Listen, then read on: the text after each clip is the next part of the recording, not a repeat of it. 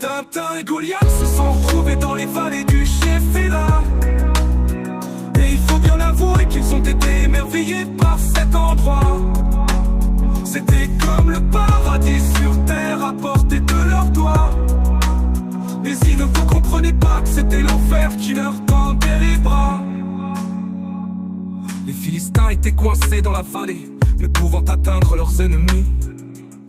Les assiéger eux en demeurant en hauteur avec une victoire garantie. La situation pouvait rester figée, à jamais ainsi. Mais Tintin a une idée de génie. Pour décider qui va gagner, organisons un duel entre Goliath et n'importe quel abrutique. Tintin claqua les fesses de son Goliath en lui disant: ça c'est mon champion. En plus ils ont envoyé un avorton, tu vas l'écraser comme un morpion. 30 secondes plus tard, Goliath s'écroulait sur son gros fion. Tintin ne put que laisser échapper un bruit de déglutition. Tintin et Goliath se sont retrouvés dans les vallées du Sheffield. Et il faut bien avouer qu'ils ont été émerveillés par cet endroit. C'était comme le paradis sur terre à portée de leurs doigts. Mais ils ne comprenaient pas que c'était l'enfer qui leur tendait les bras.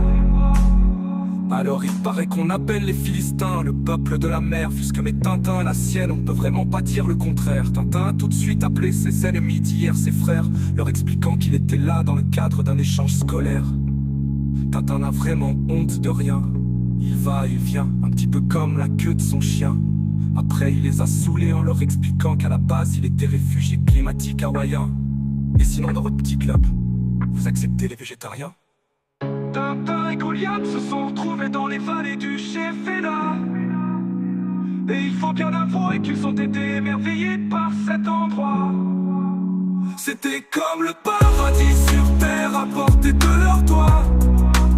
Mais ils ne comprenaient pas que c'était l'enfer qui leur tendait les bras.